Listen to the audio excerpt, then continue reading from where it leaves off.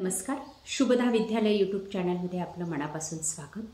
आज आपण इयत्ता 9वीच्या वर्गाचा मराठी विषयाचा तास घेणार आहोत आणि या तासाला आपण मराठीची द्वितीय सत्र परीक्षेची प्रश्नपत्रिका आपण या ठिकाणी उत्तरासहित सोडवणार आहोत. ही प्रश्नपत्रिका एकूण 80 गुणांची आहे आणि ही सोडवण्यासाठी आपल्याला 3 तासाचा वेळ हा दिला जाईल. स्वतंत्र उत्तरपत्रिकेवर आपल्याला ही प्रश्नपत्रिका सोडवायची आहे. चालू शैक्षणिक वर्षासाठी आपल्याला ही प्रश्नपत्रिका नक्कीच उपयोगी ठरणार आहे.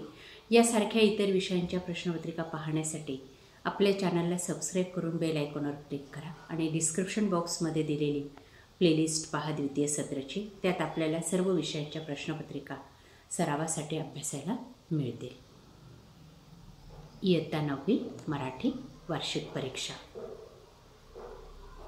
कृती 1. उतारा वाचून दिलेल्या सूचनांनुसार कृती करा.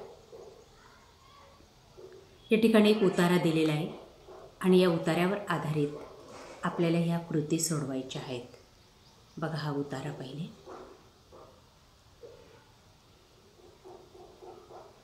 मुळगावकरांचा पाठावर आधारित उतारा दिलेला आहे, पाठ्यपुस्तकातलाच आहे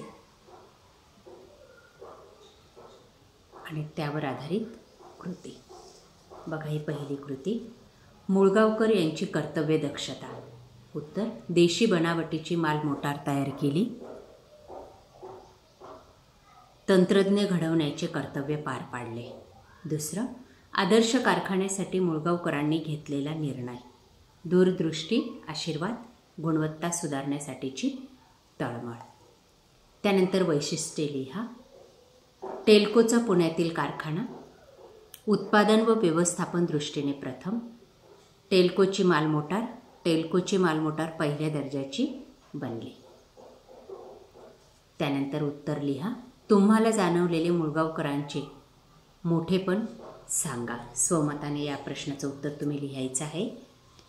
त्यानंतर उतारा दिलेला आहे या ठिकाणी आणि पुढची कृती.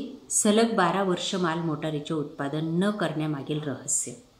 मुळगावकरांना केवळ एक कारखाना उभारायचा नव्हता, तर त्यांना एक उद्योग उभारायचा होता. हे झालं त्याचं रहस्य एका मार्गासाठी.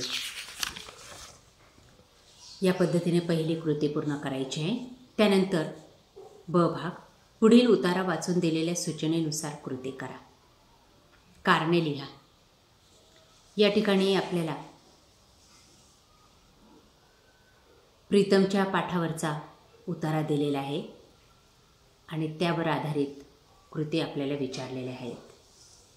उतारा वाचायचा आहे आणि त्यावरील कृती सोडवायच्या आहेत. पहिलं कारणे लिहा. बाईंना प्रीतम लुथरा हे नाव वेगळे वाटले कारण सर्व मुलांमध्ये प्रीतम लुथरा हे अमराठी नाव होते. दुसरं, प्रीतमला मराठी नीट वाचता येत नसे. जन्मल्यापासून तो महाराष्ट्राबाहेर होता म्हणून. प्रतिक्रिया लिहा. प्रीतमच्या निबंधातील चुका बघून त्याच्या वर्गशिक्षिकेची प्रतिक्रिया. बाईंनी त्याला थांबवून घेतले आणि आईवडिलांना घेऊन यायला सांगितले. त्यानंतर उतारा पुढचा. तिसरं, माणसाचे व्यक्तिमत्व त्याच्या भोवतालवर अवलंबून असते. हे विधान प्रीतम लुथरा या पाठाच्या आधारे स्पष्ट करा. पुढचा प्रश्न. खालील उतारा वाचून दिलेल्या सूचनेनुसार कृती करा. श्रावणाचे डोळ्यांना दिसणारे रूप. पिके जमिनीतून नेटाने वर उठू लागतात. पिवळ्या उन्हाचे कवडसे प्रकाशमान होतात. सारे शिवार हिरवेगार झालेले दिसते. श्रावण पिकात पाऊस होऊन नाचतो. दुसरं, श्रावण आनंददायी आहे हे सांगणारी 2 वाक्ये लिहा. एक, नवचैतन्य पसरवतो आणि दुसरं, मशागतीची कामे सुरू होतात. 3, मन उलगडणे या वाक्प्रचाराचा वाक्यात उपयोग करा. हस्ताक्षरावरूनही माणसाचे मन उलगडता येते.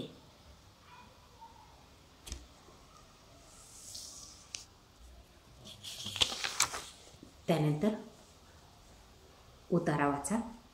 त्या उताराच्या आधारे आपल्याला ह्या कृती सोडवायच्या आहेत.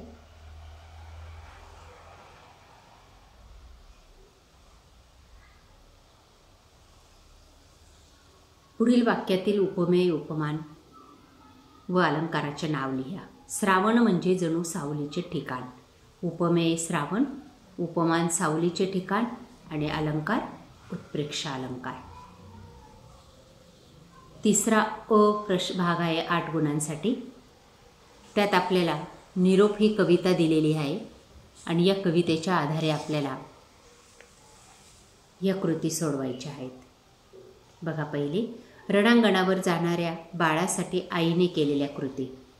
घराला तोरण बांधले, बाळाचे औक्षण केले.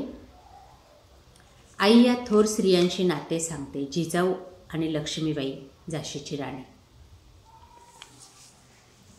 तिसरं, चौकटी पूर्ण करा. शस्त्रांना शक्ती देणारी भवानी माता, आईने धार लावून ठेवलेली तलवार. कवितेतील वीर मातेच्या भावना तुमच्या शब्दात लिहा. ब भाग, वनवासी कवितेचे पुढील कृतीनिहाय रसग्रहण करा 7 गुणांसाठी. कवी तुकाराम धांडे. प्रस्तावना निसर्ग व माणूस यांच्यातील ताणतणाव. काव्यप्रकार अष्टाक्षरी छंदात. कवितेचा विषय आदिवासी जीवनाचे वास्तव चित्रण. कवितेतील आवडलेल्या ओळी आम्ही सशाच्या वेगानं. मध्यवर्ती कल्पना डोंगर दऱ्यात आनंदाने जीवन जगणाऱ्या. आणि कवितेतून मिळणारा संदेश मानवाच्या जीवनशैलीचा परिचय. या पद्धतीने उत्तर लिहायचे. त्यानंतर चौथा आहे प्रश्न, टिपा लिहा. स्थूल वाचनाचा 4 गुणांसाठी. 1. विश्वकोशाची निर्मिती प्रक्रिया आणि विश्वकोशाचे उपयोग. प्रश्न 5वा 1. पुढील ओळीतील अलंकार ओळखून स्पष्टीकरण लिहा. आला हा दारी उभा वसंत फेरीवाला. याचा अलंकार ओळखायचा आहे. तो आहे चेतन गुणोक्ती अलंकार. पुढचं, पुढील ओळीतील मात्रा मोजून वृत्त लिहा. घोष होता ज्ञानोबा तुकाराम. 19 मात्रा आहेत. चाली गोंधळून जाऊ रंगमंचावरील आईकडे बघत होती लिली. करुण रसे याच्यात. वाक्प्रचारातील अर्थ सांगून वाक्यात उपयोग करा. डोळे भरून येणे, डोळ्यात पाणी येणे. अचानक झालेला अपघात पाहून राजारामच्या डोळ्यात पाणी आले. पुढील इंग्रजी पारिभाषिक शब्दांची मराठी प्रतिशब्द लिहा. महामंडळ आणि ॲक्शन म्हणजे कार्यवाही. कॉर्पोरेशन म्हणजे महामंडळ.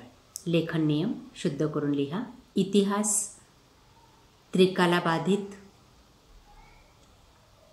गटात न बसणारा शब्द लिहा. भक्ती आणि शर्यत. पुढील वाक्यात योग्य विरामचिन्हांचा वापर करा.